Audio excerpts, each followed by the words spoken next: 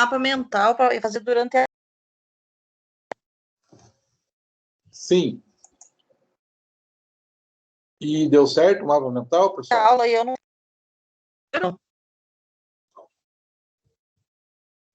Deixa eu só dar uma olhada no mapa mental. Professor, aproveitando aí que a Sueli falou, Tá. eu não sei se o senhor viu a mensagem que eu mandei um só e daí eu não consegui mandar o outro no mesmo anexo, daí eu não consegui abrir para mandar de novo. Eu mandei no WhatsApp bem, acho que deu uns 2 minutos depois que terminou a aula, porque eu não consegui anexar, o senhor viu? Viu? Então é o seguinte, eu abri aqui para aceitar a resposta de novo. Quem quiser complementar, quem quiser ver, fazer alguma coisa, entra lá no mesmo formulário para postagem do mapa mental, vai entrar na página lá, só que agora eu acabei de abrir. Se vocês quiserem rever, fazer algum conserto, alguma coisa, fiquem à vontade. Vou, inclusive, mudar uma opçãozinha que tem aqui, ó, que é limitar a uma resposta. Então, se vocês quiserem mandar mais de uma resposta, fiquem à vontade, tá? Quem precisar fazer, então vou dar, tal, acabei de abrir de novo, tá? Na verdade, eu só recebi 13, então, como tem mais alunos, eu acho que é importante deixar isso aberto, porque senão eu vou tirar muito ponto do povo, tá? Tranquilo com relação a isso? A aula ou vai deixar aberto direto? Não, vou deixar aberto aí, senão vocês não prestam atenção na aula. A aula passada era só para fazer isso, então vamos deixar aí, digamos, essa semana aí para vocês verem, tá ok? Vamos ver se sai esse mapinha mental. Tranquilo? Tranquilo, então, professor, obrigada. Por nada, que é isso. Qualquer coisa, vão mantendo contato comigo que a gente vai se acertando, tá? Tá bom.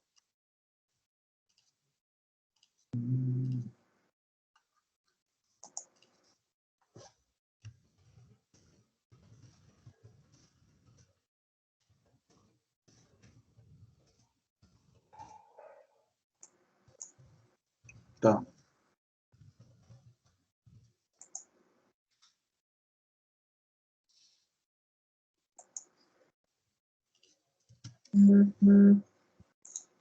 Tá, vamos lá então, pessoal. Não tem muito o que fazer. Vamos tirar um hotel.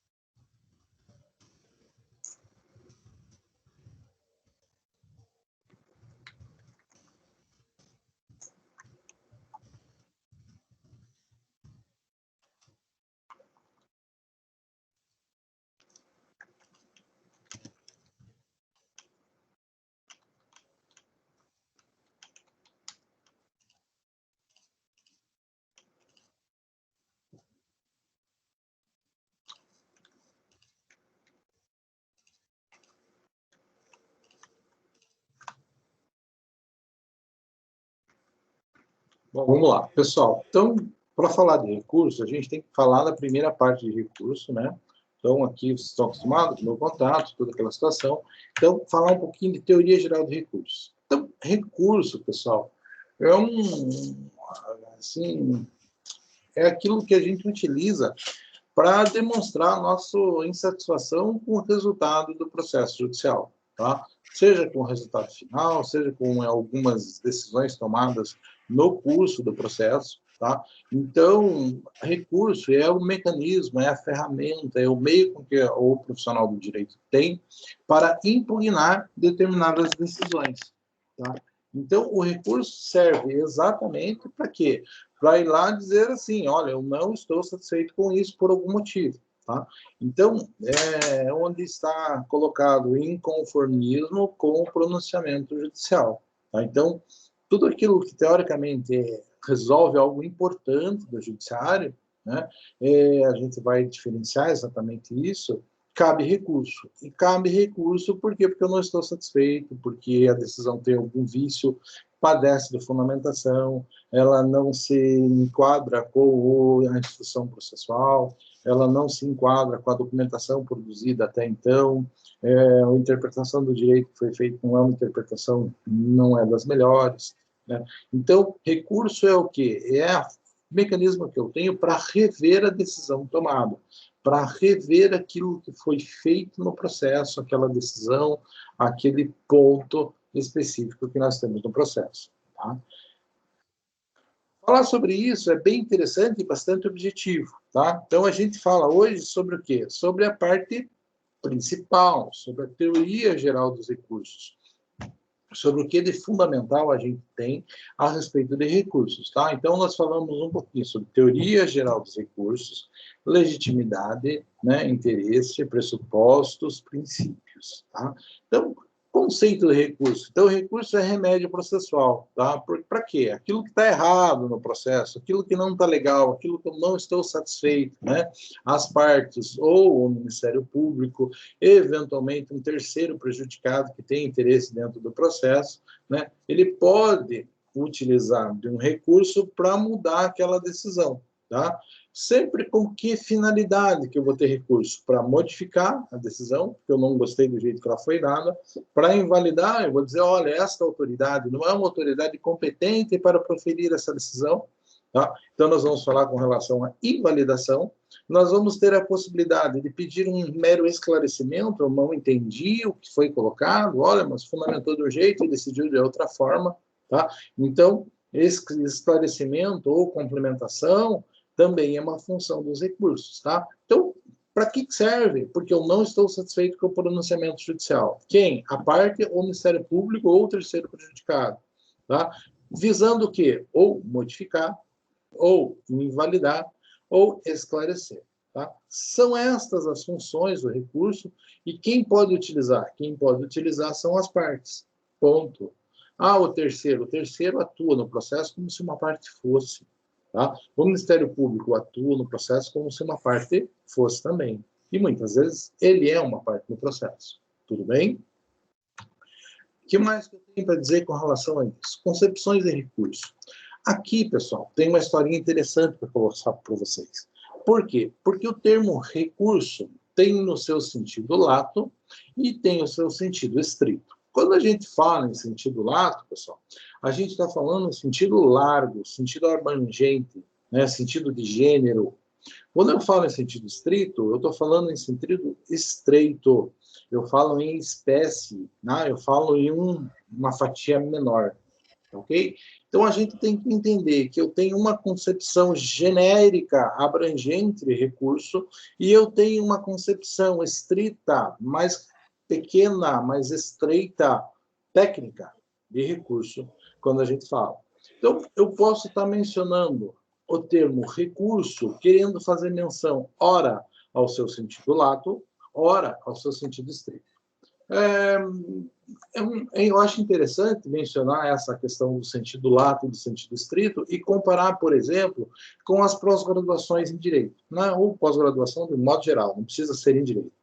Quando você vai fazer uma pós, né, hoje em dia as pessoas não se sentem qualificadas para trabalhar sem ter uma pós feita, né, o que é uma barbaridade, né, porque a graduação já é um curso bastante considerável, mas o fato é que é bom nunca parar de estudar. Daí você tem lá uma divisão bem simples entre pós-graduação lato sensu e pós-graduação stricto sensu. O que é isso, pessoal? Nós vamos ter pós-graduação lato sensu quando você vai fazer uma especialização. Mas, professor, você não falou que quando o lato é um sentido abrangente? Sim, e a especialização é extremamente abrangente. Por mais que você esteja escolhendo um ramo do direito, por exemplo, vou fazer uma especialização em direito penal, ótimo. Eu não estou sendo específico, teoricamente, você saiu daquele universo enorme que é o direito e escolheu um ramo. Mas dentro do direito penal, existem inúmeras coisas que você vai ter que estudar um pouquinho, cada uma delas, para dizer que você é um especialista em direito penal. Então, você estuda um ramo, mas com bastante elementos, com vários pontos diferentes. Isso é uma pós-graduação lato sensu, que é o caso da especialização. Uma pós-graduação estrito sensu, pessoal, seria uma pós-graduação onde você não estuda um ramo do direito, você estuda algo que é muito mais focado do que um ramo do direito, então não é uma especialização. Então, especialização, pós-graduação estrito sensu, nós vamos dizer que são pós-graduações estrito sensu, o mestrado e o doutorado. Por quê? Porque no mestrado, você não faz mestrado em direito penal, isso não existe, tá? Você faz um mestrado, você estuda algumas matérias para fazer uma pesquisa de um assunto, de um problema que está ligado, no seu caso, eventualmente, a direito penal. Ok? Então, você estuda um problema a fundo. Por isso, é pós-graduação estrito sensu.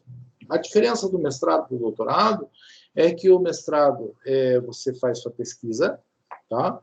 Com relação àquele problema de pesquisa que você selecionou, e quando você vai fazer doutorado, teoricamente, aquele problema de pesquisa que você levanta tem que ter um enfoque original, tem que ser uma coisa inédita. Então, quem fez doutorado fez uma pesquisa a respeito de um assunto específico que, teoricamente, ninguém tinha feito antes. Tranquilo? Então, aí para a gente entender o que é uma pós-graduação lato sensu, o que é uma pós-graduação estrito sensu. Beleza? Beleza. Quando nós vamos falar de recurso, a mesma coisa. A gente pode falar de recurso no sentido lato, abrangente, tudo o que eu posso fazer para tentar mudar alguma coisa, e eu posso falar em recurso em sentido estrito, no caso do processo civil, que não são aqueles recursos previstos dentro do Código de Processo Civil. Tem uma história que eu também acho bastante interessante de contar, pessoal. Trabalhando no NPJ aqui da UFG, muito tempo atrás, na época eu fazia parte do movimento que tinha na cidade, que era o movimento de ética e cidadania, né? Eu trabalhei no Centro de Defesa dos Direitos Humanos, advoguei para um monte de movimento, para um monte de coisa, assim. Então, eu tinha bastante amigo maluco, né? E conheci esse pessoal, mas, independentemente disso, estava eu lá no NPJ, trabalhando, né? E chegaram algumas moças, né, que eram internas de um colégio interno que tinha ali bem próximo ao NPJ, né? Interno ali na Catedral tem um colégio chamado Medalha Milagrosa, tá?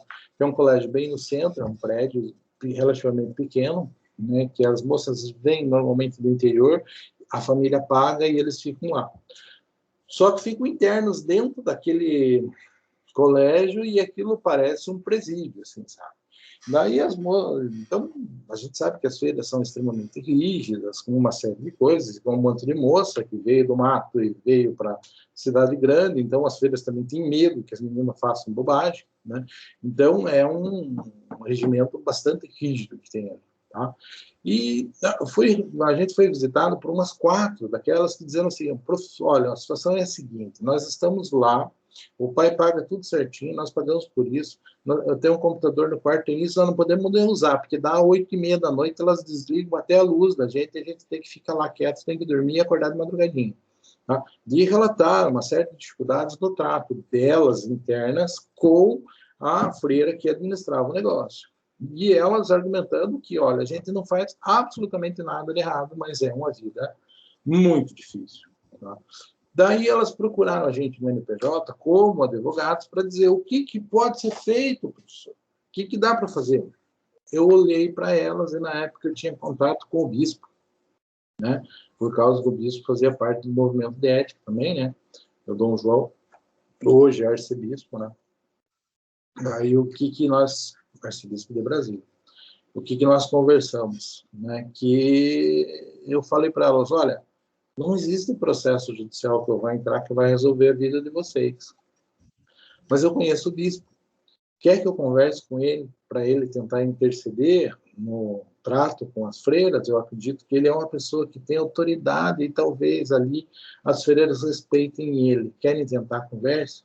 E a gente levou para esse lado. O que eu quero que vocês entendam, pessoal, que recurso de sentido lato é qualquer coisa que você pode fazer para tentar resolver a vida da pessoa. Seja dentro do processo, seja fora do processo, seja por meio de você ir lá, bater na porta do magistrado, explicar, doutor, estou com um problema assim, o que é que eu faço? Tá?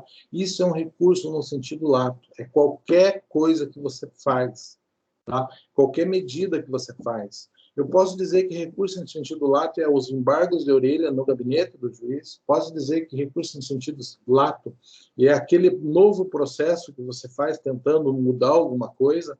Sai um negócio no processo, você entra com uma ação declaratória de nulidade daquele elemento.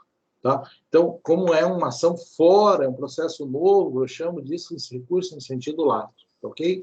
Então, recurso em sentido lato é qualquer coisa que eu utilizo para rever uma decisão judicial. Tranquilo? Beleza? Às vezes pode ser reclamar na corregedoria, né? Alguma coisa, pode ser uma atitude como esta.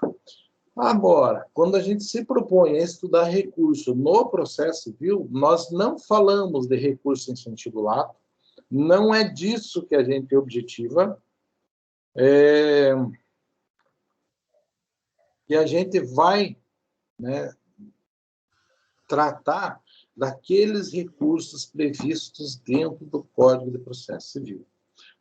Quais são eles, professor? Basicamente, recurso adesivo, recurso de apelação, recurso de agravo, tá? Recurso ordinário, recurso extraordinário, recurso especial, tá? Embargos à declaração. São esses os recursos que estão previstos dentro do nosso Código de Processo Civil. Então, é aquilo que a gente faz dentro do processo, aquilo que a gente faz para rever decisões judiciais. Então, entrar com mandado de segurança é um recurso, mas não é um recurso no sentido estrito. Por quê? Porque ele é um processo novo. Recurso em sentido técnico, quando a gente vai estudar recurso dentro do processo civil, é aquilo que acontece dentro do mesmo processo para tentar rever decisões judiciais. Tranquilo? Então, recurso em sentido lato, é ir falar com o bispo, é fazer qualquer coisa para tentar mudar o negócio. Recurso em sentido estrito, aquilo que está previsto dentro do Código de Processo Civil. Tranquilo? Vamos lá, vamos dar sequência à nossa história. Bom, característica dos recursos. Os recursos, assim, eles têm algumas coisas que são marcantes nele e que vale a pena a gente mencionar. Primeiro, interposto na mesma relação processual. Eu acabei de falar para vocês que recurso em sentido técnico é aquilo que é colocado dentro do mesmo processo. Então, entrei com uma petição inicial, contestou, instruiu, o juiz proferiu a sentença, não estou satisfeito com a sentença. O que eu faço? Nesse mesmo processo, eu vou lá e apresento um recurso de apelação. Essa apelação vai para o TJ, o TJ profere um acórdão, né? Desculpe, e eu não estou satisfeito com esse acordo. O que eu faço? Eu entro com embargos. O embargo esclareceu algumas coisas, pré-questionei, vou tentar entrar no recurso especial, ou recurso extraordinário, ou os dois.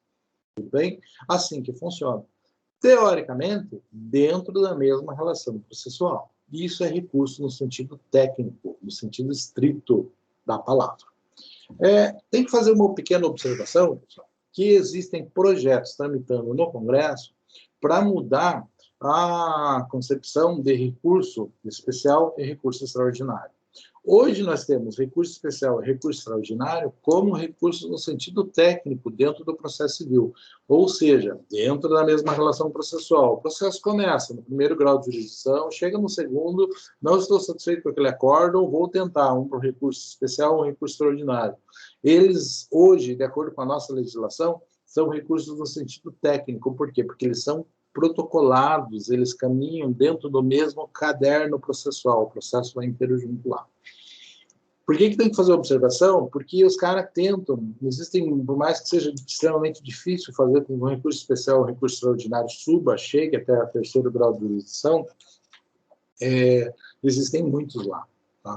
O Brasil é um país de dimensões continentais, tem muito advogado bom no Brasil, né? E isso chega muito recurso lá em Brasília, os caras não conseguem julgar tudo, é absurdo o trabalho que eles têm. Então, existe sempre uma tentativa de tentar diminuir isso. E uma das tentativas que não foi colocada dentro do Código de 2015, mas que ainda é uma proposta de alteração do nosso sistema recursal, é pegar recurso especial e tirar de dentro do Código, tirar de dentro do processo e fazer com que eles não sejam mais recursos no sentido técnico, que eles não sejam mais propostos dentro do processo civil, e sim que eles sejam propostos fora, ou seja, uma ação de recurso especial, uma ação de recurso extraordinário. Então, chegou lá no TJ, o processo acaba, se você quiser, você entra com uma nova ação para rever isso lá no terceiro grau de jurisdição. Teoricamente, ia agilizar, tem uma série de benefícios que o projeto defende. Particularmente, eu não acho muito legal, tá? Mas existe essa possibilidade, e se isso mudar, vai mudar um pouquinho a nossa concepção com relação ao recurso. Mas, recurso, hoje, de acordo com o que nós temos na nossa legislação, é aquilo que acontece dentro da mesma relação processual. Tranquilo? Segundo, pessoal, é característica dos recursos que eles têm uma aptidão, que eles sirvam para retardar ou impedir a preclusão, uma coisa julgada. Então, preclusão o que é? Perda da oportunidade de discutir, né? Precluiu ou perdi a oportunidade de praticar o ato de forma válida. Esse que é o conceito de preclusão. Então, eu posso contestar, beleza, até o dia 5. Faço isso no dia 6, posso fazer? Faço, do mesmo jeito. Só que no dia 6 ele não funciona mais. Por quê? Porque eu perdi o prazo, ocorreu a preclusão temporal. Tem outros tipos de preclusão? Tem, lógicas. Eu vou lá e faço um acordo, não posso recorrer. Preclusão lógica, ou faz uma coisa, ou faz outra. Preclusão consumativa, já fiz o recurso hoje, amanhã quero fazer de novo. Posso? Não posso. Então, preclusão é o quê? Perder a oportunidade de praticar o ato de forma válida. Quando eu apresento um recurso, não acontece a preclusão, pelo menos não acontece a preclusão temporal. Por quê? Porque o processo continua. Da mesma forma, não acontece a coisa julgada, porque aquela coisa que está sendo discutida não torna-se imutável, não adquire a qualidade de coisa julgada, que é a coisa imutável. Por quê? Porque o recurso retarda isso. Tá? Vai se rever essa decisão. Para que serve? Para corrigir erro de forma de conteúdo. Então, não estou satisfeito com a decisão, tem algum equívoco, tem algo errado nela, o recurso serve para quê? Para corrigir tanto a forma quanto o conteúdo da decisão. Via de regra, tá? E daí esse via de regra, a gente tem que colocar por conta do recurso especial e recurso extraordinário, tá ok? E isso a gente conversa lá na frente, se for para a gente tocar nesse assunto. Mas, via de regra, o recurso não inova. Por quê? Porque o processo, ele é, como eu falei várias vezes para vocês, algo absolutamente previsível. Tá? Então, você não vai fazer a prova, você vai pedir para fazer aquela prova, vai arrolar ela, de modo que o juiz entenda para que você quer fazer isso, e que a outra parte também acompanhe, e quando chegar o momento de produzir a prova, todo mundo saiba o que você pretende com aquilo. Então, a regra básica do processo é a previsibilidade. Então, quando eu estou fazendo um recurso, eu estou apenas discutindo que aquela decisão não levou em consideração correta aquilo que já tinha sido produzido no processo. Tá? Então, a regra geral é que eu só vou discutir aquilo que já foi produzido no processo. Eu não vou inovar, não vou trazer coisa nova, não vou fazer coisa diferente. Ok? Então, essa é a regra geral. Não posso inovar. A gente tem que deixar um parênteses, porque quando eu vou falar de recurso especial e recurso extraordinário, eventualmente eu posso ter alguma inovação, mas daí eu vou explicar como que funciona essa ideia de inovação lá, beleza? Qualquer dúvida, qualquer coisa, apesar de que vocês estão aqui em processo civil 4, né? Teoricamente, vocês já tiveram essa matéria, vocês já são bacharéis nesse assunto. Mas qualquer dúvida, por favor, perguntem, porque às vezes isso pode ser um pouquinho enrolado, tá? A parte mais enrolada do processo civil, sem sombra de dúvida, é os recursos dos tribunais superiores, tá? Mas tende a ir aumentando um pouquinho o grau de complexidade até chegar lá. Então, por favor, qualquer dúvida, por favor, falem, mandem um WhatsApp, dão um cutucão em quem tem microfone aí, pessoal, para a gente não perder tempo no que a gente está fazendo aqui. Tudo bem? Sistema de interposição, outra característica. Basicamente, o sistema de interposição de todos os recursos é semelhante, tá? Exceto um, que é o recurso de agravo de instrumento. Por quê? Porque praticamente todos os recursos eu protocolo ele perante o juízo recorrido. O que você está dizendo, professor? Eu estou dizendo que é assim, o recurso de apelação, não saiu uma sentença, o recurso que cabe da sentença é o recurso de apelação. Como que eu faço para protocolar o recurso de apelação? Eu faço a petição e protocolo perante o juiz de primeiro grau. O juiz de primeiro grau, aquele que deu a decisão. Daí ele recebe o recurso, chama a outra parte apresenta contra-razões e ele manda para o superior dele julgar o recurso de apelação. Recurso de apelação é assim, recurso ordinário é assim, recurso especial é assim, extraordinário é assim. Praticamente todos os recursos em base da declaração é o próprio juiz que responde. Tá? Então, assim, praticamente todos os recursos é dessa forma. O único que é diferente é o recurso de agravo de instrumento. Por quê? Porque o recurso de agravo de instrumento ele está previsto para rever uma decisão interlocutória, uma decisão tomada no meio do processo. E como ele é previsto para rever uma decisão interlocutória, e ele tem um pouquinho mais de agilidade, né? Então você faz o recurso de agravo de instrumento e você protocola diretamente perante o superior hierárquico. Como o processo não vai acabar, né, para que seja juntada contra-razões e ele mande tudo para o superior, como faz em todos os outros recursos, no caso do agravo de instrumento, o processo está caminhando e o processo não vai parar. Então, você faz o seu recurso, tira cópia de tudo que você acha interessante, e por isso nós chamamos de instrumento, o agravo que leva o instrumento, que leva a prova dos seus argumentos, tá? E protocola direto no tribunal. Ah, então por isso que é diferente? Sim, porque ele é o único recurso que é protocolado no juízo, na instância superior, no juízo ad quem, como a gente costuma falar. Os outros, todos é perante o juízo ACOL, que é aquele que proferiu a decisão. Tranquilo? Mais que eu posso dizer como elemento característico fundamental do dos nossos recursos. Lógico, né? A decisão do juízo a quem substitui a do juízo a qual. A qual é aquele juízo de onde pensaram uma apelação. O juiz da vara civil aqui de Jaguariúna proferiu a decisão.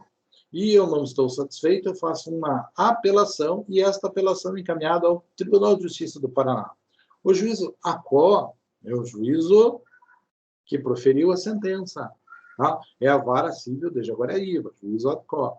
E o juízo AQUEM é aquele juízo de segundo grau, que vai analisar o recurso. Via de regra, a decisão do juízo ACO é substituída pela decisão do juízo AQUEM.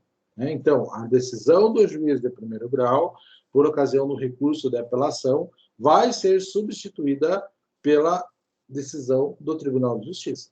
Tudo bem? Então, característica básica dos recursos é isso. O que pode acontecer quando a gente faz um recurso desse? Primeiro, recurso não ser conhecido. Não ser conhecido é assim, esse recurso não está no prazo, esse recurso não preencheu o requisito, essa parte não é legítima, falta interesse processual, falta uma garantia que tinha que ser prestada. Então, alguma coisa aconteceu e o julgador entendeu que não conhece o recurso. Ele não preenche os requisitos para que o recurso seja aceito. Então, não conhecimento do recurso. Outra possibilidade, conhece o recurso e não muda nada. Lembra que nós falamos que pode ser modificação, invalidação ou complementação, esclarecimento da decisão. No primeiro caso, ele não conhece o recurso, não faz nada. Segundo caso, ele olha, puxa, a decisão está errada mesmo, tinha que ser envolvida aquela testemunha e não foi. Anula tudo e volta lá para aquele ponto. Nesse caso, o tribunal não vai proferir uma nova decisão, ele vai anular o processo, vai voltar para o primeiro grau e o juiz vai ter que fazer de novo aquilo. Tranquilo? Então, primeira possibilidade, não conhecer. Segunda possibilidade, conhecer e anular um pedaço da decisão, anular um pedaço do processo, o processo volta, vai ter que ser refeito a partir daquele momento onde foi decretada a nulidade. Terceiro, nega provimento. Aceita o recurso e não vai dar provimento para ele. Olha, conheço o recurso, preencheu os requisitos, mas eu não concordo com ele, julgo improcedente. Da mesma forma, pessoal, mas só que isso não está colocado aqui, tem que ligar para vocês, pelo menos não está grifado, pode ser que eu aceite o recurso e modifique a decisão. Então, negando o provimento ou dando provimento ao recurso, acredito que é só a questão do grifar o que está escrito ali, tá? Aceitando o recurso, eu posso dar provimento a ele ou não. Assim como eu posso invalidar o processo a partir de determinado momento. Tudo bem? Tranquilo? O que mais é característico, pessoal? Não conhecimento do recurso de trânsito em julgado. Aqui não é tanto característica, mas é uma coisa que a gente tem que colocar. O que é trânsito em julgado mesmo? Vamos lembrar a aula passada. Trânsito em julgado é uma qualidade que a decisão passa a ter depois de um tempo. Tá? A decisão que transitou em julgado é aquela decisão que tem a qualidade de não mais poder ser alterada. Quando eu apresento um recurso, esse recurso, via de regra, ele posterga o trânsito em julgado, porque ele só vai ocorrer trânsito em julgado após aquele recurso ser analisado. É importante a gente ver que, no entendimento do STJ, mesmo que o recurso não seja conhecido, não seja aceito, até que seja falado, olha, não conheço o teu recurso, não aceito, o trânsito julgado não acontece. Salvo você for uma fé, se for malandragem, o entendimento da STJ, mesmo que o recurso não seja conhecido, ele serve para postergar o trânsito julgado da decisão. Estão me acompanhando, pessoal? Então, faça um sinalzinho de fumaça aí, qualquer coisa, pessoal. Hoje é um dia assim que ninguém falou nada comigo, né? Sim. Então, beleza. E está aproveitando? Com certeza. Vejam lá, pessoal. Outras coisas assim bastante interessantes que nós devemos deixar bem claro. Diferença, né? Então, a gente está falando de recurso, falando das características principais do recurso, o que tem, o que não tem e tal, toda aquela situação. E eu gostaria assim, de falar para vocês algumas diferenças elementares, né? Alguma diferença elementar que não sei se falaram para vocês, tá? Mas, por exemplo, diferença. Recurso é diferente de incidente processual. O que é isso, pessoal? O que é um incidente processual e o que é um recurso? Então, recurso, como nós acabamos de falar, e agora pensando que a gente só está preocupado com recurso no sentido técnico, recurso no sentido estrito, recurso que está previsto para ser utilizado dentro da mesma relação processual, tá? Então, recurso é isso, aquilo que está previsto lá no Código do Processo Civil, para nós, isso é recurso. O resto, no dicionário da língua portuguesa, recurso tem um monte de concepções. No mundo jurídico, recurso tem um monte de concepções. Para nós que estamos estudando recurso no processo civil, é aquilo que está previsto no Código de Processo Civil e pode ser utilizado dentro de um processo em andamento. Beleza? Então, eu digo para vocês que recurso, este conceito técnico de recurso, é diferente de incidente. Por quê? Porque recurso é algo que eu faço após a decisão. Então, o juiz proferiu uma decisão, te condena a pagar R$1.000. Puxa, não estou satisfeito, o que eu faço? Faço um recurso. O recurso tem a característica básica de que ele seja sempre após a decisão. No processo civil, tem um negócio que tenta remediar essa iminência de dar merda, ok? Então, eu vou perder um negócio, o que eu faço? Ou isso aqui pode me prejudicar, eu vou fazer alguma coisa. A gente chama de incidente. Tá? Então, recurso tem a característica de acontecer após a decisão. E os incidentes processuais têm a característica de acontecer antes da decisão. Exemplo, professor. Vamos pegar um incidente para vocês entenderem. Incidente de desconsideração da personalidade jurídica. Então, eu vejo que o meu processo não vai ter sucesso porque aquela pessoa jurídica não tem mais patrimônio. Daí eu uso uma teoria para desconstituir a pessoa jurídica e alcançar o patrimônio dos sócios. Beleza? Beleza. Incidente de desconsideração da personalidade jurídica. Eu faço ele quando? Antes de não encontrar bens. Antes do processo acabar. Tá? Incidente de falsidade. Né? Junto um documento no processo. Eu espero dar a sentença, dizer alguma coisa com relação ao documento? Não. Juntou o documento, eu acho que é falso, eu peço a instauração do incidente de falsidade por sentença como documento falso. Incidente de unificação de jurisprudência. Né? Tem um recurso que está lá no tribunal. E daí eu vejo que tem uma turma que julga de um jeito e tem outra turma que julga de outro jeito. E o meu processo é sobre essa matéria. Daí, o que eu faço? Eu peço a instauração do incidente de unificação de jurisprudência para que o tribunal, no seu pleno, se reúna e resolvam como que vai ser julgado o meu processo, se de um jeito ou de outro. Inclusive, tem a curiosidade que se eles resolvem isso por maioria simples, resolvem o caso concreto. Se eles resolvem isso por maioria absoluta, que seriam 2/3 dos votantes, nós temos a criação de uma súmula, tá ok? Então, assim que cria súmula nos tribunais. Então, mas o que é um incidente? É algo que eu faço antes de ter uma decisão contrária ao meu interesse. E recurso é algo que eu faço após a decisão ter sido proferida e eu vou tentar remediar ela de alguma forma, tá ok? Então, lá na frente, quando você vem estudar bastante, quando você fala do recurso especial, recurso extraordinário, quando você começa a questionar e discutir o funcionamento dentro do tribunal, eventualmente você pode ter um pouco de dificuldade de diferenciar um recurso de um incidente processual. A básica é isso, recurso após a decisão e incidente antes da decisão, de forma preventiva. Tudo bem? O que mais eu acho interessante, pessoal, para a gente falar com relação a esses recursos? O que a gente tem assim de elemento fundamental na teoria geral, né? Então, atos processuais sujeitos a recurso. Então, quando a gente fala de atos processuais sujeitos a recurso, nós temos que primeiro dizer, só cabe de coisa feita pelo magistrado. Óbvio, né? Está ali colocado aqui do Ministério Público e dos Servidores da Justiça, não cabe recurso, mas isso é óbvio, isso é simples. Obviamente que não cabe recurso de ato de serventuário, porque o serventuário não julga nada, o serventuário não defere nada, o serventuário simplesmente trabalha, tá? Para a gente entender quanto que cabe recurso e quanto que não cabe recurso no processo, nós temos que entender que o magistrado tem duas funções distintas dentro do processo. O magistrado é um funcionário público, tá?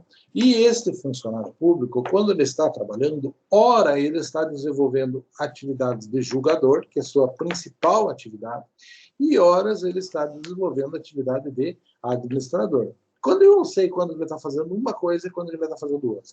Quando ele está tomando decisões que influenciam no conteúdo do julgado, a gente está falando que ele está julgando, né? Que a função dele é de julgador. Se influencia no desenvolvimento do processo, ele está atuando como julgador. Então, quando ele defere uma liminar, ele está sendo administrador. Quando eu peço para fazer um meio de prova, ele defere, ele está sendo julgador. Quando ele indefere, ele está sendo julgador. Tá? Quando ele toma qualquer decisão relevante no processo que interfere no julgamento da lide diretamente, ele está sendo julgador. Agora, quando ele está colocando ordem no parquinho, pessoal, quando ele diz assim, abra isso, faça isso, suspenda tal coisa, ou faça tal coisa, mande o oficial de justiça fazer isso, fazer aquilo, tal coisa. Quando ele está colocando ordem na casa, ele é um mero administrador. Das atitudes que o magistrado toma na condição de administrador, não cabe recurso. Agora, daquelas decisões que o magistrado toma na condição de julgador do processo, quando ele julga, quando ele defere ou indefere o que foi pedido, efetivamente, daí cabe recurso. Esta é a diferença básica. Tudo bem? Via de regra, os recursos são cabíveis contra o quê? Sentença? Sim. Contra decisões interlocutórias? Aí, pessoal, a regra geral é que a decisão interlocutória não é recorrível de forma direta. Tá? Hoje em dia, você guarda o seu argumento e fala lá na sentença. Se ele causar um grande prejuízo, daí você pode recorrer das decisões interlocutórias. Ok? Decisões monocráticas proferidas pelo relator. Então, o juiz daqui deu uma liminar que está ferindo o seu direito, daí você tem que entrar com um recurso, com um agravo, e daí pede um negócio para o relator defere ou indefere, cabe também da decisão do relator. Tá? De acórdons, logicamente que cabe recurso de acórdão, embargos, cabe recurso especial, recurso extraordinário. Tá? Então, cabem recursos destas decisões. Estas decisões tomadas pelo magistrado na condição de julgador. Teoricamente, quando o juiz dá uma decisão que a gente chama de mero despacho, que ele só está colocando a ordem, quando ele está marcando a data de alguma coisa, quando ele está fazendo isso, quando ele está fazendo aquilo, nós vamos dizer assim, neste caso, quando ele é administrador, não cabe recurso. O que eu posso fazer, pessoal? Deixa eu ver aqui qual é o próximo Tá? Veja aqui, ó. Nós vamos ter uma diferenciação clara para fazer aqui, que é com relação a despacho de mero expediente e decisão interlocutória. Despacho de mero expediente é aquilo que o juiz faz na condição de administrador do processo. Aquilo que serve exclusivamente para organizar o processo. Então, se a ideia é organizar o processo, colocar ordem, ele não está atuando como julgador. Beleza? Então, com relação a isso, não cabe recurso. Agora, quando ele está tomando uma decisão interlocutória, qual que é a ideia? Aquela decisão, aquilo que ele decide no meio do processo, que não está pondo fim no processo, né? Por isso, decisão interlocutória, decisão que está no meio de alguma coisa e que é importante. Destas decisões interlocutórias, cabem recurso via de regra. O que não é normal, tem que ser uma coisa muito grave, para caber o recurso de imediato. Agora, tomou uma decisão interlocutória, você não fez o recurso agora, teoricamente, hoje, pela regra, a gente pode utilizar esse argumento e falar lá na sentença mesmo. Na sentença, não. No recurso de apelação, que caberia contra a sentença, pode ser utilizado também o recurso de apelação para argumentar contra todas as decisões proferidas no processo. Tranquilo? Beleza? Então, esta é a citação. Despacho de mero expediente, colocar ordem na casa, administrador, não cabe recurso. Decisão interlocutória, decisões relevantes tomadas no processo, se for muito importante, cabe recurso de agravo de instrumento. Se não for tão importante, guarda o argumento, fala lá na apelação que vai rever a sentença. Tudo bem? Essa é a regra. Tinha alguma coisa que eu ia falar. Entendeu? Tá, eu já lembro do que eu ia falar com relação a isso, que eu acabei de... Olha, o que quer dizer? Tá, vamos dar sequência. Deixa eu ver o que eu estou dizendo aqui.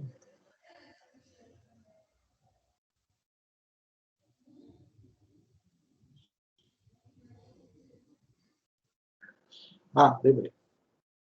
Quero dizer para vocês o seguinte: despacho de meio de expediente. Ato tomado pelo magistrado na condição de administrador do processo. Disso cabe recurso? Não cabe. Lembrando que nós estamos falando de recurso no sentido técnico da palavra. Então, se o juiz fez um negócio que me prejudicou, mas ele fez como julgador, ou ele está me enrolando, não marca, ele marcou a audiência, tem pauta para daqui 2 meses, ele marcou para daqui 1 ano e meio. Por quê? Porque ele não vai com a minha cara, por algum motivo, e isso me prejudica. É um ato que ele está fazendo na condição de julgador do processo? Não. É um ato que ele está fazendo na condição de administrador do processo. É um despacho de mero expediente. Logo, não cabe recurso. Posso usar um agravo? Não cabe. Não funciona. O que eu posso fazer, pessoal? Qual é o mecanismo que a gente tem para brigar com uma situação com relação a essa? E daí eu digo para vocês, muita parcimônia, muito cuidado ao fazer isso. Por quê? Porque o juiz, a gente tem que lembrar que ele é o quê? Ele é um funcionário público. Se ele é um funcionário público, tem alguém que é chefe dele. Esse chefe dele, assim, na questão funcionário, administrativo mesmo, seria a corregedoria do tribunal. Quando ele está na função de julgador, o tribunal revê os julgamentos dele. Agora, com relação à atitude dele enquanto funcionário público, que é quem profere os despachos de mero expediente, é a corregedoria, para ver se ele está trabalhando corretamente. Então, se eu acho que ele me prejudicou porque quis, porque marcou uma audiência para daqui 1 ano e meio, né, eu posso pegar e fazer assim, ó, uma peça, ou ligar na corregedoria, né, e fazer uma reclamação. Olha, fulano de tal aqui, ou funcionário público, juiz da vara, tal, fulano de tal aqui, fez tal coisa está errado. Ele é funcionário público, ele não pode fazer isso. Isso chama-se fazer uma correição parcial, é fazer uma denúncia com relação ao trabalho daquele magistrado.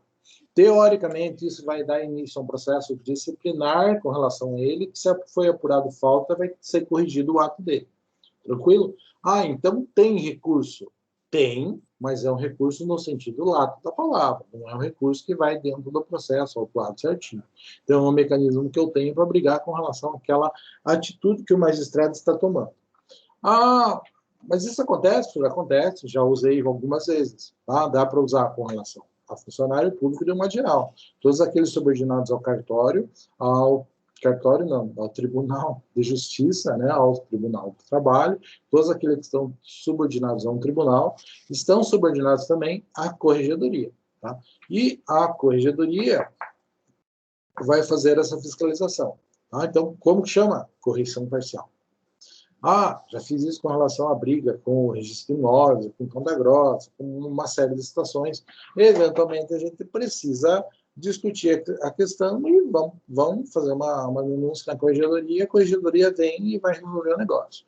Então, pensem que a corregedoria é tão boazinha assim, também é um órgão formado dentro do judiciário e também tem o seu lado protecionista. E nunca esqueçam, né, que fazer uma correção parcial, fazer uma denúncia dessa da atuação do magistrado no tribunal é diferente de pedir para rever a decisão dele porque você não concorda. Você está falando que você não gosta que você não está satisfeito com o trabalho dele. E isso pode trazer reflexo na carreira profissional dele. Então, se o cara está em Jaguaraíba, que é o fim do mundo, né, vamos dizer assim, no mente do juiz, eu acho que sim, porque é difícil um juiz passar mais de um ano aí. Tá? Então, os caras querem sair dele o quanto antes. Daí vai lá um advogado e faz uma correção parcial, faz uma denúncia do trabalho daquele juiz. O tribunal olha, nossa, mas ele errou mesmo. O que isso vai acontecer? Vai dar reflexo até na promoção desse cara. Qual é o problema disso? O problema é que equipara-se a xingar a mãe do juiz em público. Tá? Então, fazer uma denúncia, fazer uma correção parcial com relação ao magistrado, muito cuidado. O magistrado nunca vai esquecer de você. Tudo bem? Eventualmente, tem que ser usado, tá? Mas muito cuidado com relação a isso. Beleza? Passando adiante, né? Conhecimento do recurso. Pessoal, o recurso tem duas decisões. O recurso tem o juízo do mérito e o juízo de admissibilidade. O juízo de admissibilidade, pessoal, é o que vem primeiro. É o juízo que a gente olha para o recurso e vê. Ah, ele preencheu os requisitos para que ele seja aceito, para que ele seja conhecido. Então, o juízo de admissibilidade é que nos diz se o recurso vai ser conhecido ou não. Ok? Então, o juízo de admissibilidade serve para dizer esse recurso vai ser aceito, vai ser analisado ou não. O juízo de mérito é depois que o recurso foi aceito, depois que o órgão julgador conheceu do recurso, porque se não está presente os requisitos para que o recurso seja aceito, o juízo de admissibilidade vai ser negativo. Então, o tribunal não vai conhecer do recurso.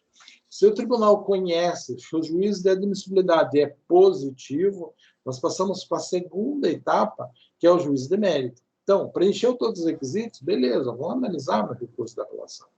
Agora, não é por isso que eles vão analisar o meu recurso de apelação, que ele vai ser procedente ou improcedente. Então, quando você vê uma jurisprudência, recurso conhecido e procedente, ou seja, conheceu a admissibilidade, deu certo, o juiz de mérito não deu. Conhecido no mérito parcialmente procedente, então aceitou um pouco do que eu falei. Conhecido procedente, quer dizer, conheceu e aceitou o que eu falei. Então, você tem que entender o que isso quer dizer, como que funciona esta situação de uma forma bem objetiva. Recurso não conhecido não passou do juízo de admissibilidade.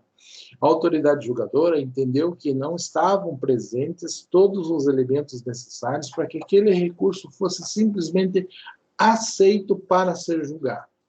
Tudo bem? O juiz de admissibilidade, pessoal, nos recursos mais iniciais, nos recursos tais como agravo, apelação, recurso ordinário, são embargos à declaração, são recursos assim que têm o juiz de admissibilidade mais fácil. Basicamente, se for o caso, paga as custas, apresentou no prazo, não tem uma súmula impedindo, o recurso é aceito. No caso da apelação, não tem súmula impedindo, o recurso é aceito. Então, basicamente, taxa e prazo.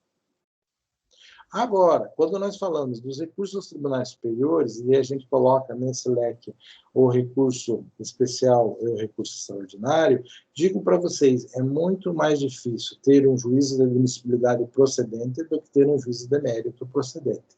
Tá? Recurso especial, recurso extraordinário, é muito difícil fazer com que eles cheguem até o 3º grau de jurisdição, porque o juízo da admissibilidade é muito complexo. Tranquilo? Então, muito cuidado com relação a isso. Tá? Dando sequência, pessoal, vamos lá. Requisitos de admissibilidade. Tá? Dentro da teoria geral dos recursos, a gente se preocupa de uma forma bastante especial com o juízo de admissibilidade.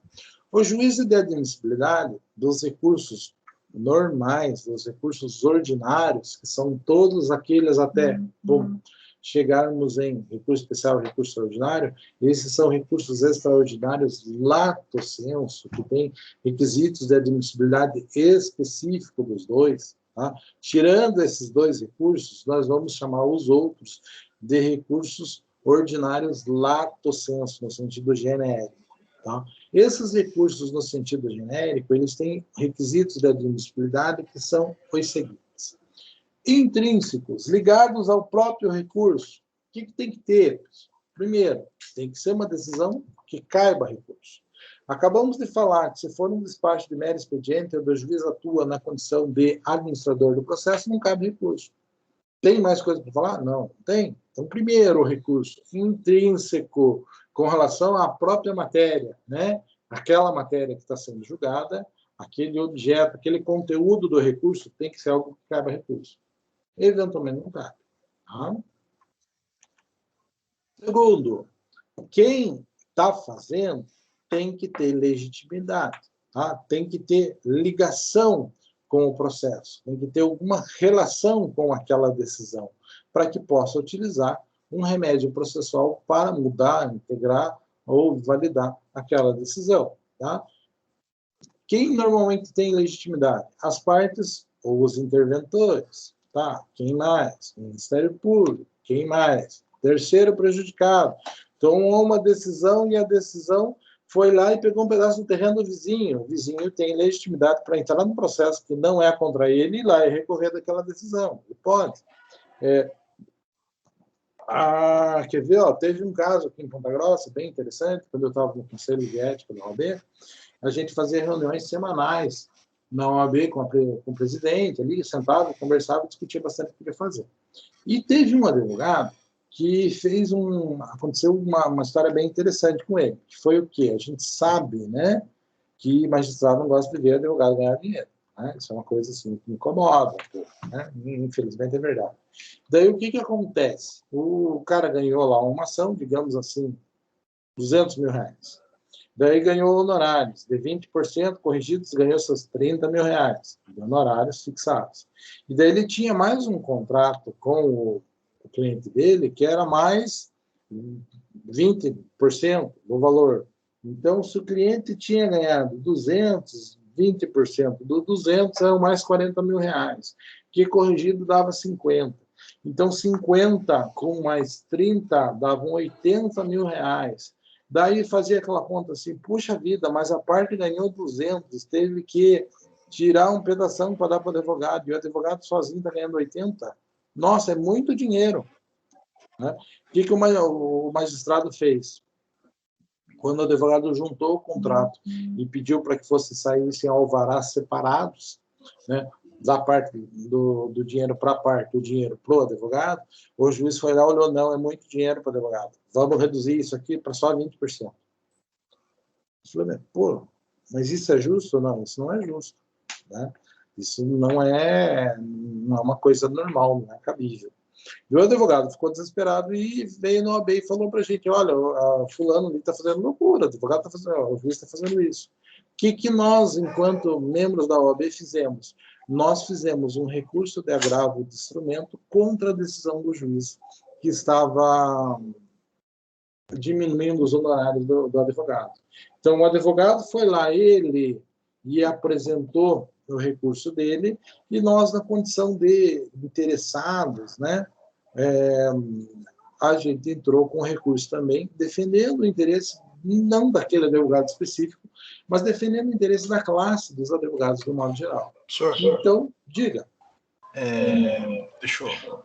Acho que está muito alto o meu microfone, só um minutinho. Nem tá, pode deixar assim. Tá ouvindo? senhor está me ouvindo? Tô. Certo. Então, teve uma época que eu estava trabalhando junto com um advogado e eu percebi que em várias ações monitórias, né, eu não sei se era já na fase de execução, depois deu na outra ação que era subsequente às ações monitórias, né, mas várias vezes o juiz ele pedia para, na verdade ele falava acerca dos honorários de sucumbência, que eram, ele estava pedindo 20% no valor do que o devedor estava tendo que dever, né? Que era o 20% era da parte do advogado. Daí o juiz corrigia isso e colocava lá os 10, 15, 5% e tudo mais, daí ele citava até a questão que a OAB determina isso e tal. Só que, por exemplo, se você tem um honorário de sucumbência, que é a parte contrária que vai acabar pagando o advogado, o juiz daí pode lidar com isso, ele pode corrigir se tiver algum erro ou tudo mais. Veja, aí a gente tem que saber diferenciar honorário contratual e honorário sucumbencial. Tá? Da onde que vem a ideia do honorário sucumbencial? O princípio da sucumbência é aquele princípio, pior que o nome não tem muito a ver, mas ele vem da onde, né? O princípio da sucumbência é aquele princípio que diz que a parte vencida tem que devolver à parte vencedora a mesma situação que ela estava se não tivesse cumprido com a obrigação corretamente. Ou seja, para ser justo, não é o cara me dar os R$100 que ele me deve lá no final do processo. Ele me dá os R$100 que ele me deve no final do processo, devidamente corrigido, com mais todas as despesas que eu tive com o processo. Por isso, o princípio da sucumbência. As despesas processuais devem ser devolvidas para aquele que arcou com as despesas. Tá? Então, esse é o princípio da sucumbência. Quando fala de honorários de sucumbência, pessoal, os advogados conseguiram, durante muitos anos, desvirtuar o princípio da sucumbência para dizer assim, a sucumbência, o honorário, não é para ressarcir a parte do que ela gastou, é a remuneração do advogado. Puxa, então mudou tudo o que diz no princípio da sucumbência? Sim, mudou, mas esse é o entendimento pacífico, no STJ não tem o que dizer de diferente. O honorário de sucumbência é remuneração do advogado. Por mais que o princípio da sucumbência diga algo totalmente diferente, o honorário de sucumbência é remuneração do advogado. E com honorários contratuais é aquilo que o advogado ajusta com o cliente. Então, o juiz pode fixar honorários sucumbenciais com relação a honorários contratuais, não dá para mudar. O que tinha acontecido nesse caso que eu falei? O cara ganhou 20% do honorário, vamos dizer, de 200 ele ganhou 40. Se ele ganhou 40, a parte ficou com 160. E ele tinha mais um contrato de mais 20 com o cliente dele, né? Que era esse primeiro 40 e 20 ele ganhou da outra parte. Então, ele sozinho ganhou 80 e a parte acabou ficando com 160. O juiz faz a conta, olha, não, ganhou muito dinheiro, ganhou metade do que a parte vai ganhar. Tá? Vou rever isso. E esta revisão que é absolutamente injusta. O juiz não pode se intrometer e mudar o honorário contratual fixado entre as partes. E nem quando chega lá na parte da execução dos honorários, mudar porque achou que é muito. Tá? Senhor, diga. Deixa eu, agora entrando num outro assunto que eu acho legal, que tem a ver lá com a questão recursal, acabei não perguntando, né? Mas é um tema que está sendo muito falado aqui no Brasil e eu acho que é muito dessa área do direito processual, né? Então acho bacana perguntar. Aquela questão toda do julgamento que acho que foi declarado suspeito, né? O Moro, por conta do julgamento do Lula, né? Então, nessa questão de direito processual, se eu não me engano, a defesa do Lula ela entrou com 2 recursos, né? Tanto na primeira instância e depois na segunda instância, né? E teve 2 linhas de julgamento. Mas no direito processual, quando você derruba a primeira instância, ou declara suspeita nesse caso, independente do recurso que foi usado nas instâncias subsequentes, todo o processo inteiro ele acaba sendo derrubado também? Só essa dúvida que eu tinha. Veja, lembra quando a gente falou lá no comecinho que o recurso ele pode ter a ideia de modificar a decisão, de invalidar a decisão ou de pedir um esclarecimento, um recurso de interação? São essas 3 linhas que o recurso pode ter. Se quisesse modificar o conteúdo, então, com certeza, o Lula entrou com recurso para tentar modificar o conteúdo. Mas ele também entrou com recurso para dizer assim, o Moro, esse cara, ele era amigo dos procuradores, ele trocava mensagem, ficava de conversinha com os caras, não sei o quê, então ele era parcial, ele não era imparcial, regra básica do magistrado. Entendi. Então, se o cara era parcial, o que eles conseguiram fazer? Eles conseguiram anular todos os atos que ele fez na condição de julgador do processo. Se conseguiram isso, daí o processo volta lá atrás para que aqueles atos de primeiro grau que um julgador fez sejam refeitos. Entendeu? Entendi. Então, se fosse apenas um recurso, eles entrassem apenas com um recurso para alterar o julgamento ou o resultado do julgamento, né? Mas não... Continuava. A questão é que eles entraram com recurso, e daí aqui não é no mérito qual recurso que é, mas foi um recurso visando invalidar. Oi? Qual que é aquela tecla que quando você aperta ela, ela vai comendo as palavras? Del? Black Space? Black Space, Del. Tá. Mas respondi a tua pergunta? Peraí. Então, só concluindo aqui, eu acho que a Maria acabou falando bem na hora que o senhor estava concluindo. Se eles não tivessem entrado com o recurso para declarar suspeito o juiz de primeira instância, então o juiz, os ministros, no caso, o juiz nada poderia fazer ali, os desembargadores, para voltar atrás com esse processo todo. Aí para responder essa pergunta, a gente entra num ponto bem complexo, tá? Qual que é o ponto bem complexo? O normal é que quando você faz um recurso, lembra que eu falei para vocês? Não existe inovação, você não traz argumento novo, tá? Agora, quando é contrariedade à letra de lei, né, e o caso de uma questão de uma inconstitucionalidade ou a interpretação errada da legislação federal, aí nós vamos dizer que tanto o que serve de fundamento para entrar com recurso especial, como o que serve de fundamento para entrar com recurso extraordinário, são matérias de ordem pública, porque a contrariedade é letra de lei. Então, quando é para você dizer, olha, na lei diz isso, o cara não fez, isso é uma matéria de ordem pública. Matéria de ordem pública pode ser alegada a qualquer momento. Então, lá no recurso especial e no recurso extraordinário, eles poderiam, sim, ter falado isso, mesmo se não tivessem falado aqui desde o começo. Entende? Mas isso é uma coisa bem complexa de entender, assim, a gente tem que fazer um raciocínio bem completo, porque a regra é que eu vou argumentando as coisas na minha defesa, não deu certo, eu argumento na apelação, e eu vou trazendo os argumentos de acordo com o que eu já produzi. Eu não posso tirar carta da manga do meio do caminho. Eu só posso tirar coisas se elas são matéria de direito público. Matéria de direito público não pode ser questão de fato, tem que ser questão de direito, e daí isso eu posso alegar a qualquer momento. Então, a questão da suspeição do Moro é matéria de ordem pública, que pode ser alegada a qualquer momento. Por este motivo, se eles não alegaram aqui, eventualmente podem ter alegado só lá na frente. Mas eu acredito que eles devem ter falado tudo isso várias vezes no processo e só tiveram a sorte de chegar em alguém que reconheceu agora. Tá? Entendi. Beleza. Diga, Maria.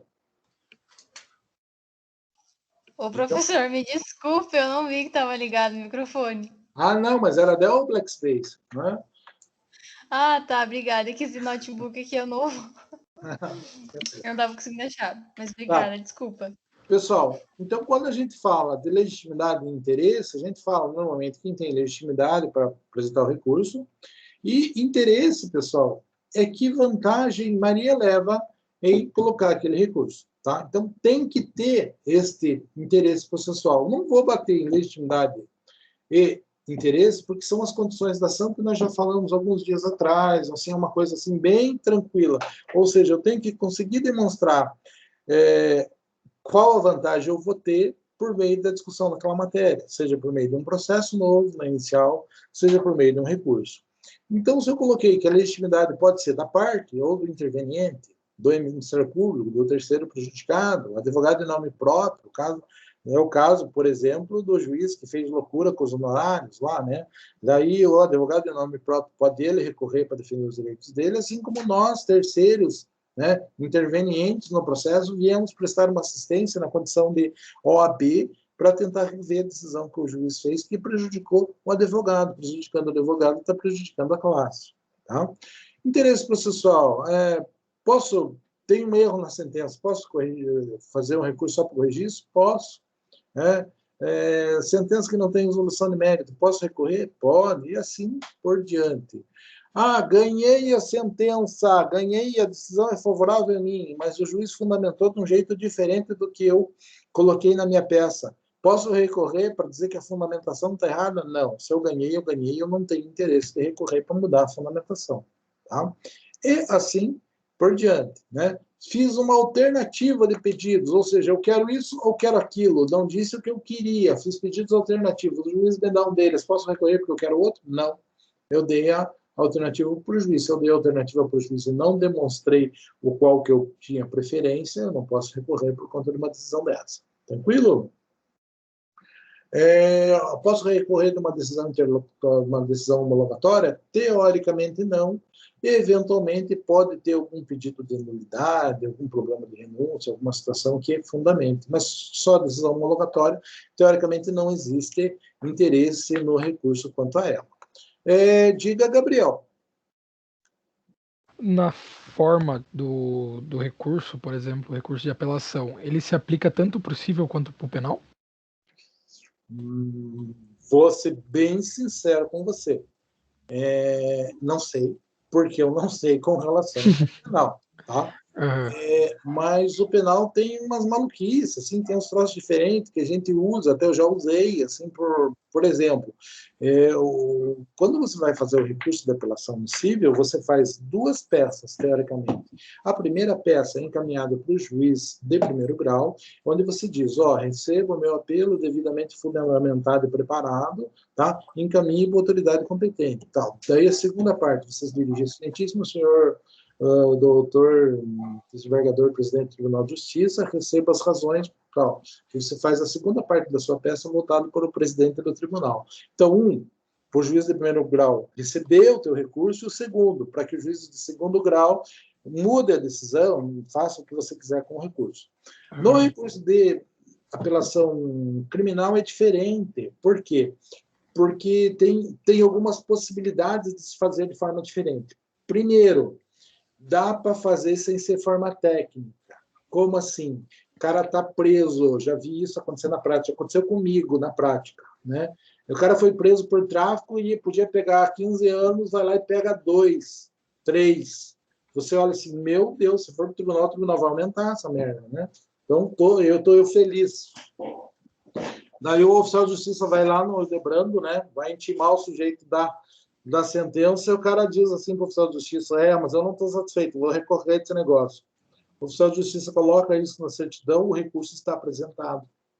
Depois eu, advogado, fui intimado para apresentar contrarrazões do que o cara apresentou lá no Hildebrando, o recurso dele. Então, uma forma de fazer é igualzinho no cível. Outra forma de fazer é o próprio réu falar que não está satisfeito, que vai recorrer para o oficial de justiça, o recurso está apresentado. Apresenta a segunda parte do recurso depois, tem que ser técnico, o advogado é intimado para apresentar. Uma outra modalidade que eu usava bastante quando fazia criminal, principalmente porque quando a gente queria enrolar os processos, era fazer assim, dizer que você apresentava o recurso ali e você apresentava só a primeira parte do recurso, que era a peça dizendo não estou satisfeito e vou recorrer. Só que eu peço para apresentar as razões na forma do artigo, não lembro qual, do Código de Processo Penal, que é quando chega lá no tribunal, o tribunal daí intima o advogado para juntar lá as razões da apelação. Tá?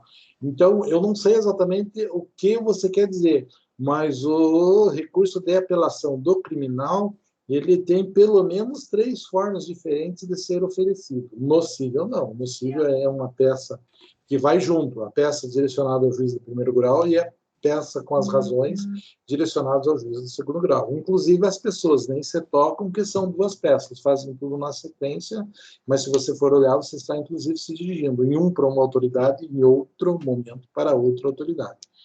Te respondi, Gabriel? Respondeu. É isso que eu estava querendo saber mesmo, da forma, porque eu estava estudando hoje o juizado especial do criminal. Daí ele fala sobre esqueci o nome do negócio aqui. Transação penal. Transação penal que cabe apelação caso o juiz rejeite ou ou recusa a denúncia ou a queixa, né? Que daí ela cabe a apelação. Eu queria saber essa forma para poder fazer a apelação. Se é a mesma. Na prática do juizado é bem tranquilo, é o recurso nominado lá bem tranquilo. Tá? Uhum. Agora, no criminal é bem diferente, as possibilidades de apresentação de recurso no criminal pode ser até oral. O cara fala para o oficial de justiça no momento que está sendo intimado que ele quer recorrer e o advogado depois que se vira e vai ser intimado para apresentar as razões. Uhum. Tá? Então, ali na audiência mesmo, o juiz falou, ó, recuso o recebimento dessa É denúncia, possível, dessa você queixa, né? eventualmente, pode. O recurso também, eventualmente o juiz pode apresentar, proferir sentença em audiência, eu posso recorrer em audiência também. Muito difícil isso acontecer, mas pode ser feito. Uhum. Tá? Então, se acontecer, a parte pode falar, eu quero, não concordo com essa decisão, eu quero No criminal, recorrer. No nocível, criminal, no criminal. criminal, nocível não. Tá? Uhum. Criminal é essa zona, aqui não. Beleza? Entendi. Mais, pessoal, requisitos de admissibilidade. Né? Então, nós estávamos falando aqui dos intrínsecos. Então, tem que ser cabível, tem que ser parte legítima e tem que ter interesse recursal. O que mais? Eu digo que os requisitos extrínsecos, aqueles de fora do recurso, não vou analisar a matéria que está sendo objeto do recurso, mas coisas que eu vejo de fora do recurso, eu vou dizer, tem que ser tempestivo, ou seja, tem que estar no prazo. Preparo, tem que estar com as custas devidamente pagas. Tá? Porte de remessa, porte de retorno. Hoje, não faz mais sentido falar nisso. Por quê? Porque os processos são eletrônicos. O processo não paga mais a despesa postal dele ir até o tribunal, o porte de remessa, e para ele voltar do tribunal, o porte de retorno. Mas, antigamente, os processos eram pilhas de papel enorme. E levar isso de Jaguaraíva para Curitiba custa. Né? Então, você tinha que pagar uma taxa que correspondia à passagem do processo para Curitiba e ele depois, para ele ser devolvido, ser arquivado. Então, o processo físico tem porte de remessa, porte de retorno. Valor, muito cuidado, tá, pessoal? Isso vai depender das regras de organização judiciária de cada tribunal. Então, no Tribunal do Paraná é de um jeito, no Tribunal do São Paulo é outro, Santa Catarina é outro, né? Na Justiça do Trabalho é de uma forma, na Justiça Federal é de outra forma, e assim, muito cuidado com relação ao valor desse preparo. Se eu for apresentar um recurso adesivo nós vamos falar sobre ele, mas recurso adesivo eu não apresentei recurso, outra parte apresentou, e daí eu, puxa, já que ele apresentou, eu vou apresentar também. Eu apresento um recurso da forma adesiva. Tá? Recurso adesivo tem que pagar custas? Tem. Tá? Se vocês tiverem dúvida com relação ao recurso adesivo, a gente fala bem com relação a ele na sequência. Complemento. Sim, paguei o valor, faltou alguma coisa, não conhece o recurso? Não, teoricamente a ideia é que deva ser complementado, porque o valor, o preparo não é o principal é o recurso, é a forma, é o prazo, são as outras coisas. Regularidade formal, se tem algumas coisas formais que têm que ser apresentadas, tem que dar uma analisada com relação a isso também. Tá? Se não existe fato impeditivo ou extintivo do direito de recorrer, tá? Então, eu não renunciei a um recurso, tá? Ou eu não concordei, eu não desisti do que tinha sido apresentado, então eu tenho que ver se não aconteceu essas coisas. Se tudo isso aqui tiver ok, beleza. Lembrando, esses requisitos intrínsecos e extrínsecos estão ligados aos recursos ordinários, aqueles que acontecem antes do recurso especial e do recurso extraordinário. Recurso especial e recurso extraordinário, se for, dá para fazer um curso só sobre eles e ficar meio ano falando, ok? O que mais, pessoal, que a gente tem aqui de fundamental? Princípios fundamentais do direito recursal. Né? Então, aqui vamos colocar de uma forma bem simples. Princípio da taxatividade. Né? Só cabem aqueles recursos taxativos, aqueles recursos previstos na nossa lei processual. Então, eu não invento recurso. Recurso de não invento. Eu já vi advogado fazer recurso de inventar o nome. Dá para fazer isso? Não dá. Né? Então, recurso no sentido estrito, recurso no sentido lato, a gente tem uma variedade maior de coisas que podem eventualmente ser feitas. Posso entrar com mandato de segurança, entrar com ação declaratória de nulidade, entrar com uma ação rescisória. Então, no sentido lato, eu tenho outros leques de coisas que eu vou fazer, mas recursos em sentido estrito são aqueles previstos no nosso diploma processual. Remessa necessária, pessoal. Então, eu tenho um processo contra a Prefeitura de Jaguariúna. Ganhei o processo. Tá? O valor é baixo, a Prefeitura, não, acho que devemos, não vamos recorrer. Né? Automaticamente, esse processo vai para o segundo grau de jurisdição para que seja revista a decisão. Por quê? Porque é contra o órgão público. Então, remessa necessária.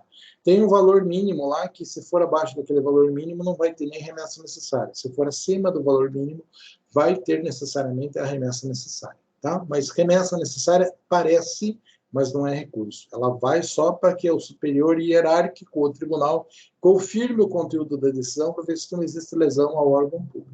Tá? Pedido de reconsideração. Não existe previsão legal e não é recurso. Tá? Eventualmente, a gente faz. Mas não tem previsão legal, professor. Mas imagine, né? O juiz dá um despacho lá e você olha, não, o juiz bebeu, né? O cara não entendeu. Você vai lá no gabinete, bate na porta, faz os embargos de orelha, né? Explica a situação, o juiz, nossa, não tinha visto isso, doutor, desculpe. Peça de novo que eu defiro. Daí o que você vai fazer? Pedido de reconsideração. Não tem previsão legal, mas tem orientação magistral, ok? Então, você eventualmente faz isso, mas não é recurso, não tem previsão legal, e o risco de você fazer um negócio desse é que você faz um negócio desse e perde o prazo de fazer o recurso de verdade. Tá?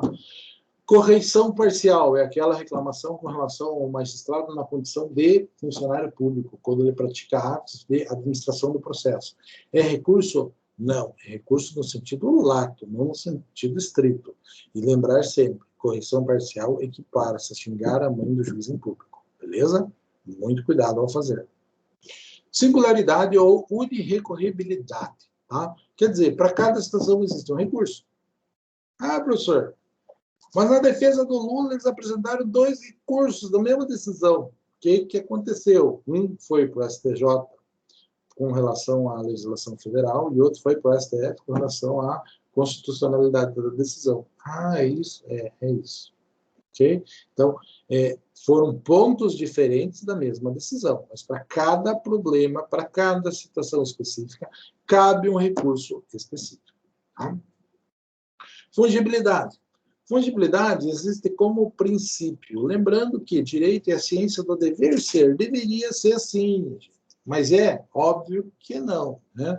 Então, se você vai lá e apresenta um recurso com o nome errado, você apresenta um recurso de apelação e tinha que ser um recurso de agravo, ou uma outra. Isso vai ser muito difícil dar certo, né? Porque os recursos são apresentados em lugares diferentes, né? Mas era um recurso, se apresenta outro, pode ser aceito? Pode, deve, porque é fungível, não interessa o nome que você dá para o recurso, interessa o fundamento e o pedido. Agora, você tem que ter muita boa vontade do julgador para ele dizer, olha, você escreveu o nome errado do negócio, vamos aqui adequar. Você apresentou um recurso especial, mas o seu fundamento, na verdade, é de um recurso extraordinário. Então, vamos riscar onde está escrito especial, vamos considerar que está escrito extraordinário e vamos receber o seu recurso. Isso que diz o princípio da fungibilidade. Acontece? Poderia, mas é muito difícil. Né? Se você não conseguiu nem descobrir o nome certo do seu recurso, a chance de ele dar certo vai ser muito pequena. Mas o princípio da fungibilidade é que não interessa o nome que está escrito, interessa a função e o pedido, e se ele está, principalmente com os requisitos de admissibilidade presentes. Tranquilo? Por último, a gente tem aquele princípio bem tranquilo, que a gente é acostumado com ele lá do processo penal, que é a proibição da reformatio impeditus. Né? Então, se eu recorro ganhei 1.000, e eu achei que eu tinha que ganhar 3.000, né? Eu vou lá e faço um recurso, não tem como o tribunal mudar a decisão e fazer eu ganhar 500. Tá? Então, nunca pode ser reformado para pior. Pode ser alterada a decisão se eu recorrer e a outra parte recorrer também.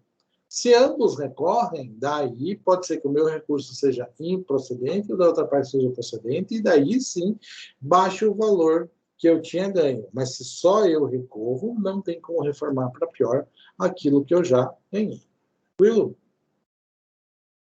Por final, pessoal, assim, se não me engano, esse é o último slide que eu tenho. É o último slide que eu tenho. É o último slide que eu tenho. Sim, o último slide que eu tenho, pessoal. Eu falo para vocês do esquema dos pressupostos recursais. O esquema dos pressupostos recursais é o que tem que estar presente para que eu possa apresentar um recurso. Isso aqui realmente é um esquema, pessoal, que está lá disponível para vocês. Então, todo recurso para ser aceito, ele tem que preencher essas coisas que estão colocadas aqui para vocês. Subjetivamente, com relação à pessoa, tem que ter legitimidade e tem que ter interesse, beleza?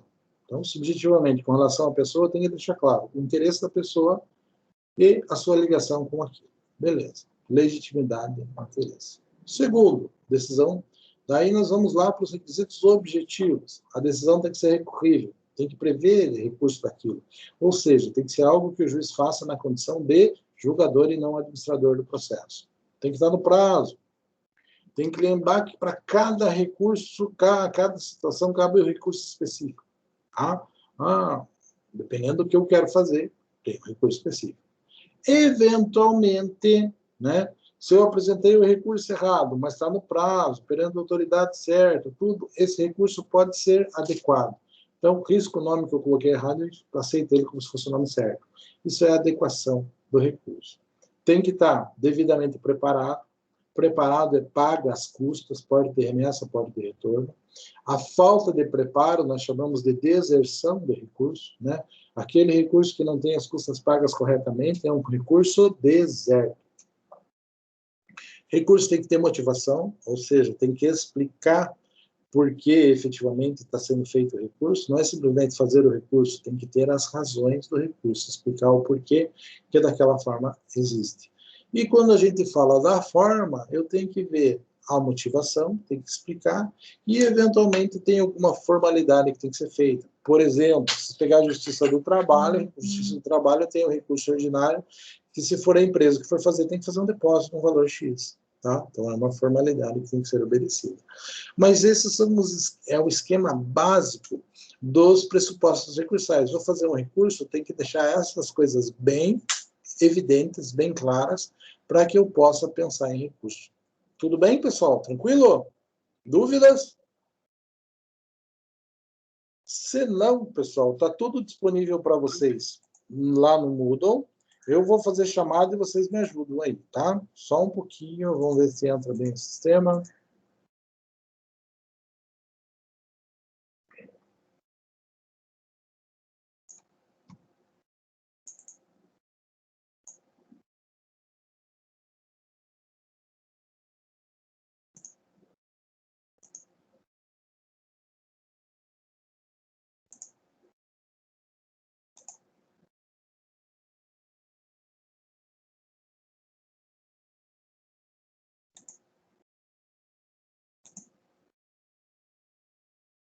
Pessoal, me ajudem lá. Ana Cláudia, tá aí? Tá. Beatriz. Tá. Cleison. Cleison, tá aí, pessoal? Deixa eu ver aqui, professor. Peraí. Não. Tá. Cristiane. Cristine tá. Tá. Gabriel. Tá. Presente. Gabriel Turnes. Não. Tá. Guilherme. Tá. Não, Guilherme Pugliese, tá? Esse não, tá só o Slobodar. Slobodar, tá. E o Elton. Tá também. Tá também. O Igor. Sim. Elisiane, tá.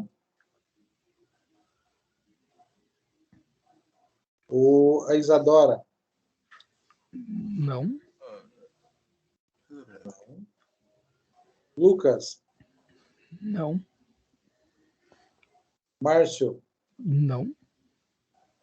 Sim. Maria Helena. Tá, né? Maria Helena tá. Hã? Aqui? Tá.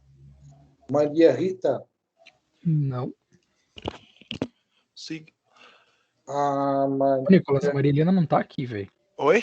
A Maria Rita não tá aqui, mano. O que você tá falando sim? Tá louco? Não, eu não falei sim. Você falou sim. Maria Vitória, tá? Também. Nicolas, Eu tô. O Nicolas está. Rubielli, Rubi também. Sueli, Eu tô aqui, professor, tá ouvindo? tô. Vitória. É Não. que caiu o sinal, eu perdi metade da aula hoje. Putz, mas fica gravado, eu coloco lá no mudo já já. A Vitória, tá? Essa Não. internet tá muito ruim. Pois é. Mas tranquilo, pessoal. Fiz a chamada, tá lá. Vou encerrar a aula aqui, já baixo o arquivo e daí já coloco para vocês lá no Moodle. Beleza? Professor, o senhor vai Diga. deixar aberto para a gente postar o trabalho depois? Pode fazer durante essa semana, tá? Tranquilo, então. Beleza. É que eu tô finalizando aqui já vou